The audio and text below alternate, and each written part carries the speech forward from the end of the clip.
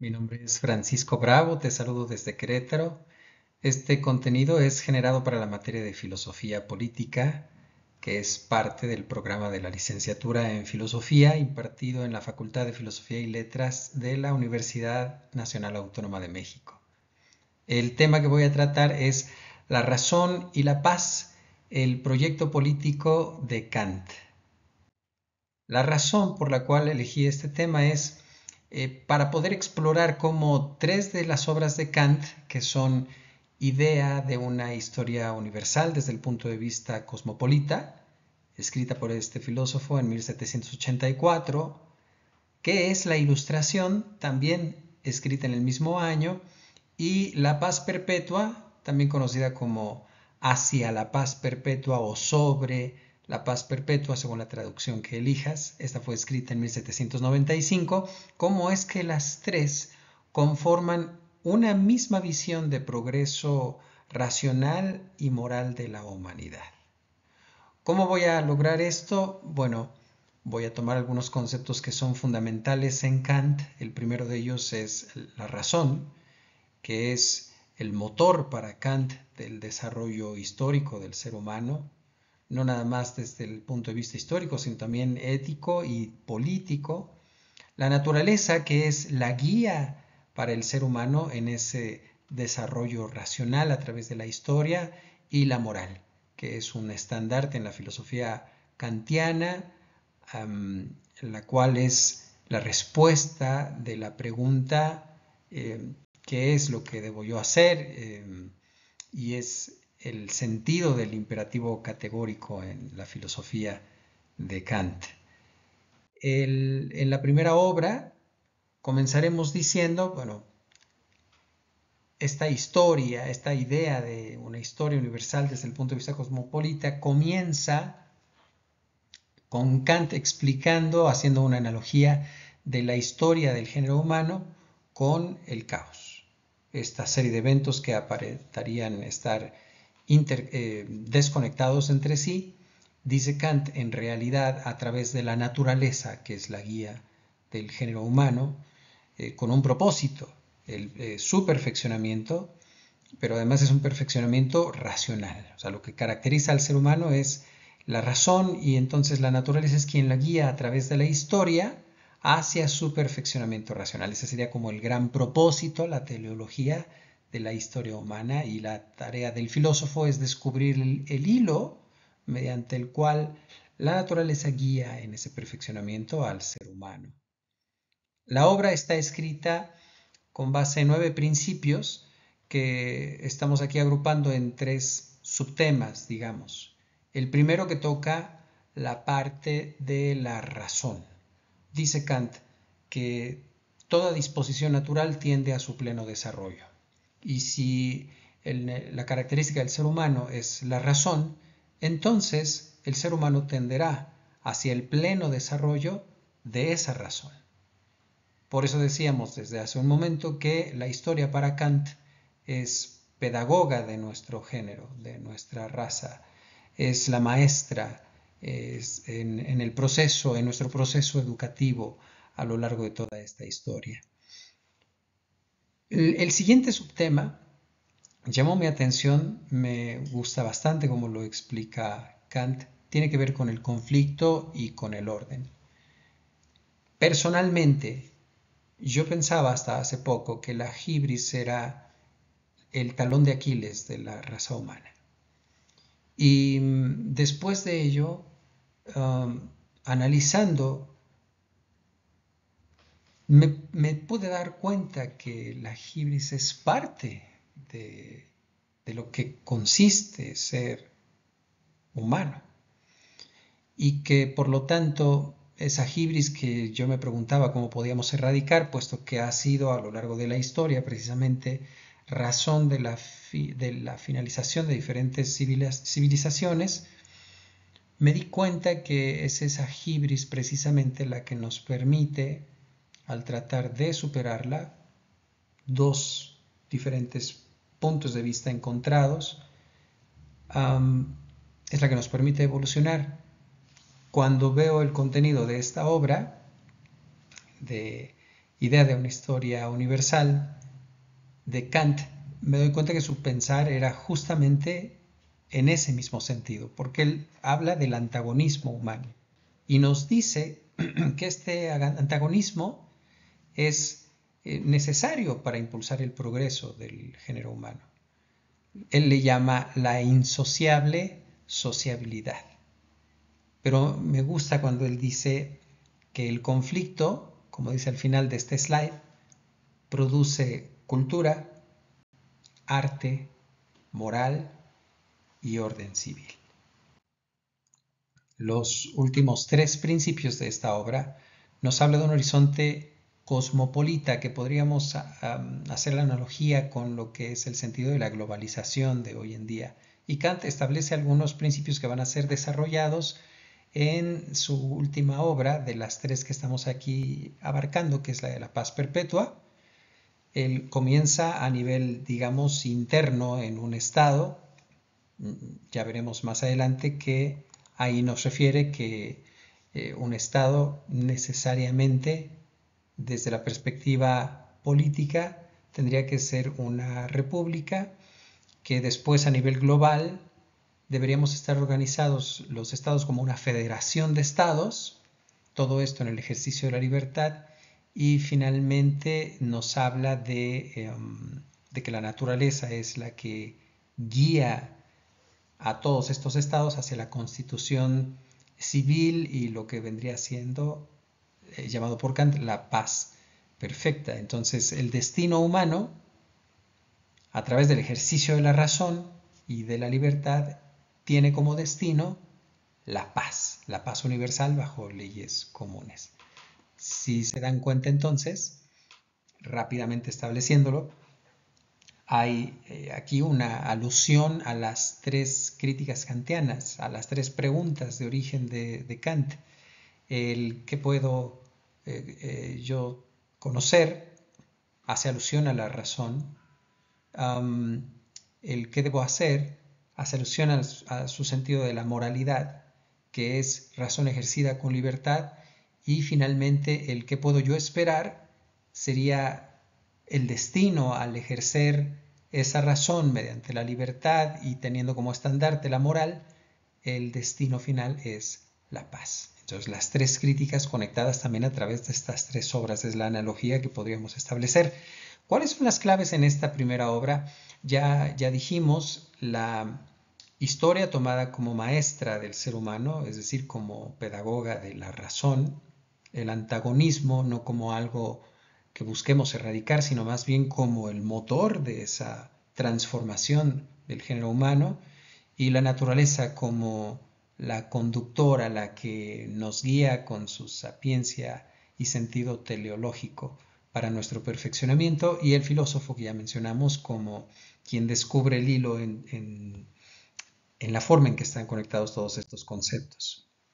En síntesis, entonces, esta primera obra nos lleva desde el caos que explicábamos en la historia humana hacia el perfeccionamiento de la razón como el transcurso de esa historia, guiada por la naturaleza y teniendo la paz como fin último.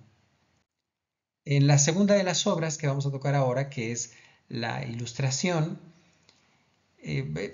es interesante recordar que esta pregunta fue en realidad lanzada por un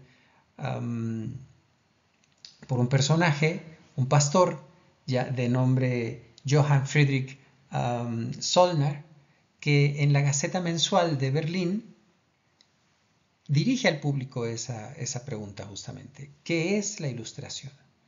Y fue en el 83 y en el 84 es cuando Kant escribe la respuesta a esa pregunta con esta obra, que es la ilustración. Y la frase clásica que la define es una frase en latín que dice sapere od, que significa atrévete a pensar por ti mismo. Kant hace una crítica aquí a la sociedad de su época, en donde los tacha de intelectualmente dependientes y también moralmente dependientes.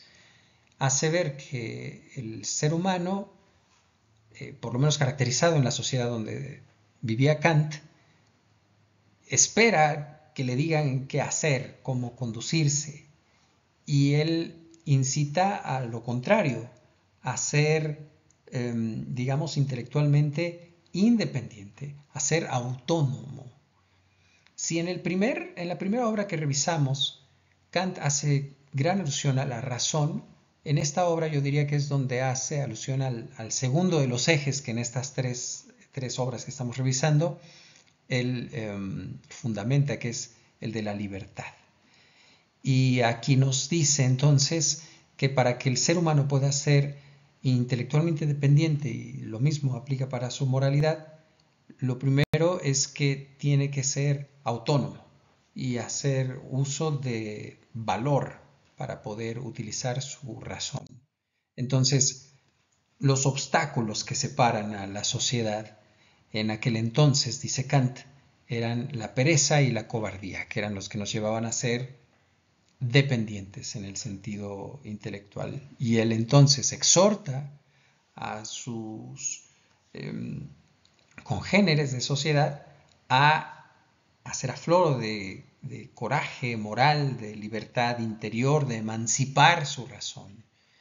Y bueno, aquí cabe mencionar que justamente eso es lo que hace la crítica de la razón pura, que fue escrita 3 años antes. Aquí Kant ya había desarrollado esa obra, que no es otra cosa más que la deducción de la libertad, pero no es una deducción entendida en el sentido lógico, sino más bien en el sentido legal. Aunque Kant no era un jurista, en realidad desarrolla principios filosóficos de la filosofía del derecho. Lo vamos a ver también en la tercera de sus obras.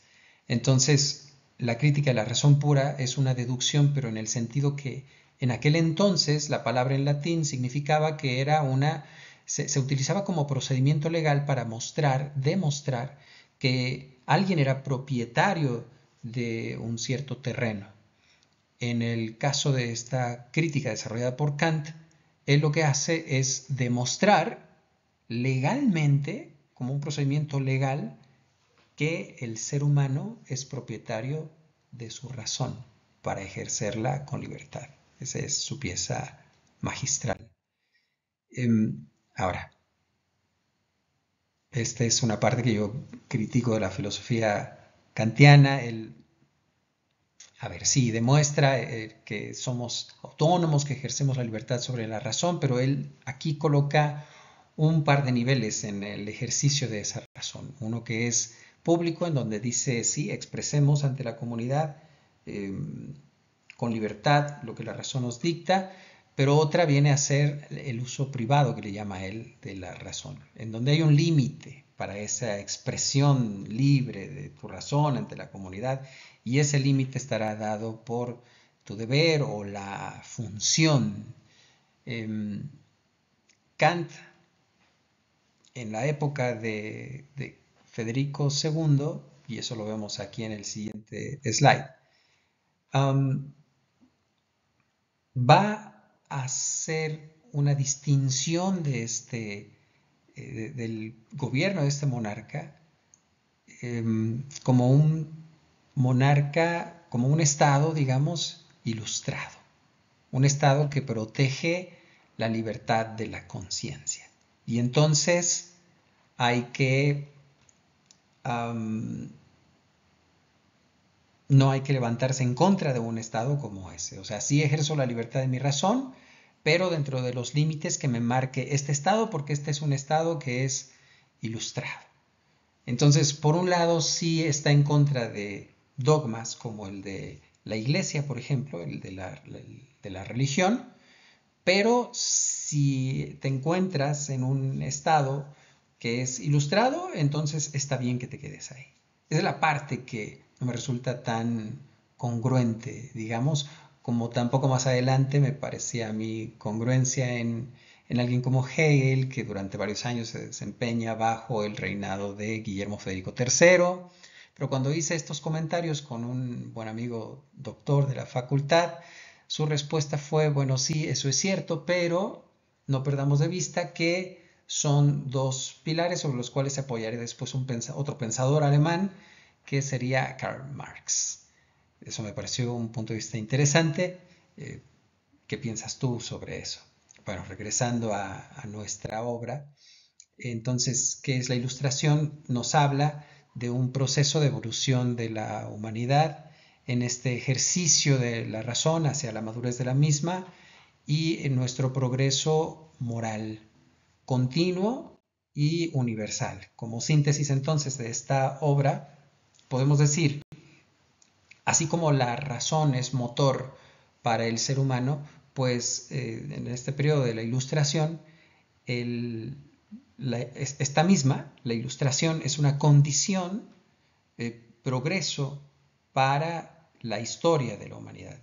De hecho, Kant asegura que el individuo que sea ilustrado será motor de transformación de su sociedad. Y aquí entonces se responde la segunda pregunta.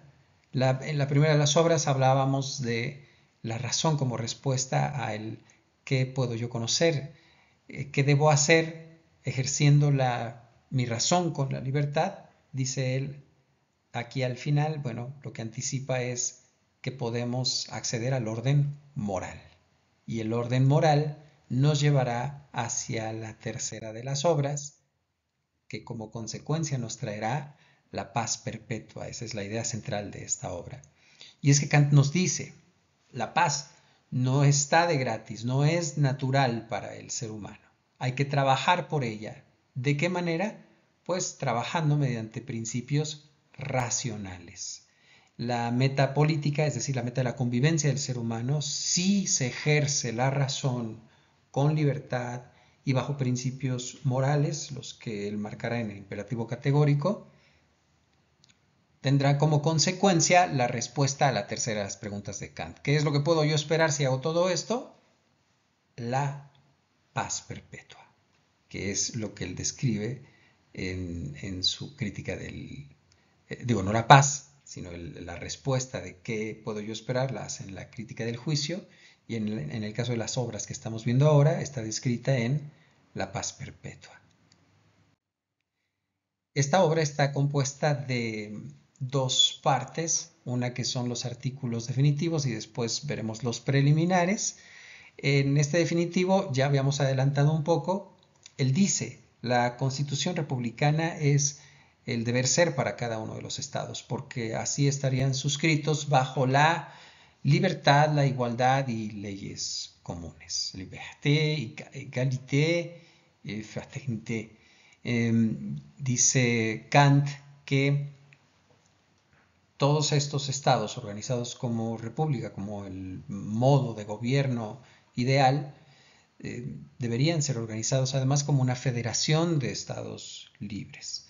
Y esto daría origen a un derecho de ciudadanía universal. Esta ciudadanía universal de la cual habla, por eso la parte de la cosmopolita que hablábamos en la primera de las obras, yo la equiparo con el ciudadano global, que es un concepto tan manejado en universidades de primer mundo, hasta creado como una certificación en universidades en Estados Unidos, en Europa. Y a mí me lleva mucho a evocar a las generaciones que hoy existen. Por ejemplo, el universo sobre el cual se mueve una generación como la generación Z es justamente lo que está aquí mostrado, un ciudadano universal. En el caso de la generación Z, ya a través del ciberespacio, que se constituiría como el universo en el cual se mueven las generaciones de hoy en día e interactúan ahí. Y muy interesante sería en la filosofía, así como Kant pone las bases para una paz perpetua, ¿cuáles serían las bases filosóficas para una interacción adecuada en el ciberespacio? Ese es otro tema muy interesante del cual sería padre tener tu punto de vista como respuesta a este contenido. Bueno, entonces Kant establece aquí los tres pilares jurídicos. Ya decíamos que no es jurista, pero escribe para la filosofía del derecho los tres pilares, que es el Estado como república, una federación de estados y un ciudadano cosmopolita, un ciudadano del mundo. para llegar a ello, dice Kant, hay algunas cosas que se tienen que lograr antes, que se prohíban las anexiones, compras de Estado, que no haya intervenciones extranjeras, que se prohíban métodos inhumanos en la guerra. O sea, no perdamos de vista que el siglo que antecedió a Kant, tan solo con la guerra de los 30 años, los orígenes religiosos de esas guerras, pero con intereses claramente materialistas, en el sentido de la propiedad, pues dieron lugar tan solo en la guerra de los 30 años y tan solo en Europa, que fue donde se desarrolló, de 5 a 8 millones de soldados muertos, más todos los civiles que ello haya originado. Entonces, para Kant, Kant que crece en una sociedad europea todavía en amplia disputa, pues crece teniendo la paz como ese ideal hacia el cual nos debería llevar nuestra moral a partir de la libertad ejercida en la razón. Por eso resalto aquí, dice Kant, el equivalente a nuestro actual en México, abrazos no balazos, para Kant era comercio en lugar de la guerra, es decir, la paz impulsada mediante el comercio.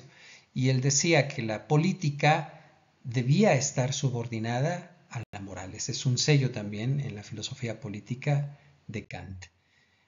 Kant criticaba en aquel entonces al colonialismo, que hoy se sigue ejerciendo, pero de otra manera. Decía él que eso violaba el derecho de la hospitalidad y él decía que la paz se funda en el respeto a la dignidad humana. No en vano, la Declaración Universal de los Derechos Humanos tiene mucha base kantiana, prácticamente es kantiano el espíritu, y aquí valdría la pena preguntarse, a ver, esto fue escrito hace, no sé, 230 años. Si todo esto lo describió Kant perfectamente, lo estructuró a través del ejercicio de la libertad y la razón y decía que la finalidad o el fin último del ser humano era la paz perpetua, ¿en dónde nos desviamos en el camino? ¿Qué fue lo que pasó en ese tiempo? Eso también queda para tu análisis y tus comentarios. La síntesis de esta obra entonces sería que la paz kantiana, la paz perpetua, viene a ser el corolario de su filosofía política, en la cual integra, como lo hemos visto, derecho, moral, el ejercicio de la razón, una república cosmopolita, o bueno, un ciudadano universal, cosmopolita, y la razón como garante de la paz en la humanidad, por su ejercicio con un enfoque moral. Entonces, las conclusiones que podemos nosotros tener al revisar estas obras son, repasando, que la historia universal tiene una teleología ejercida por la naturaleza detrás de ella. El objetivo es el perfeccionamiento de la razón, que la ilustración viene a ser esa emancipación a nivel individual para ejercer esa libertad, esa autonomía de la razón, que la paz perpetua es el fin último al llevar a cabo lo anteriormente descrito, mediante la estructura de un orden jurídico y con un enfoque moral. Y por último, pues que Kant lo que concibe en el futuro del ser humano, a partir de su época, es una alianza entre la moral y la política que nos llevaría a vivir en libertad bajo leyes de la razón. Y como decía yo hace un momento, aquí la pregunta que queda en el aire es, ¿qué sucedió en el camino? ¿Y dónde fue que nos quedamos? Uno podría responder como Kant le respondió a Benjamin Constantin cuando tenían su controversia sobre la moralidad de la mentira, y Constantin dice que si hay un asesino que está persiguiendo a una persona, esa persona se mete en tu casa y el asesino llega, te pregunta si has visto a esa persona, Constantin dice que ahí es válido mentir. Kant dice que no es así, que el imperativo categórico te llevaría a decirle al asesino, mira, se fue por allá, o está, perdón, o está acá. Kant dice, debemos ejercer ese imperativo, esa moral, sin ser nosotros siendo responsables de ello, no de las consecuencias como en este caso. La responsabilidad nuestra es ejercer ese imperativo. Si aquí están trazadas lo que yo diría es como una asíntota para el comportamiento del ser humano que debería llevarnos hacia la paz, entonces, ¿qué fue lo que sucedió en el camino? Kant podría decir, como en el caso de la moralidad de la mentira, no es responsabilidad mía, yo marco la asíntota, el camino, por aquí te vas, ejerces la razón con libertad y llegas a la paz. No es responsabilidad mía lo que suceda ahí en el camino. Yo preguntaría, así como filósofos, esa es la respuesta con la que nos queremos conformar. Ha sido un placer compartir contigo el análisis de estas obras de la filosofía kantiana y como dije antes, será muy interesante, creo que eso es lo más valioso de este ejercicio, el conocer nuestra propia forma de pensar a partir de esto que Kant nos comparte. Gracias, saludos.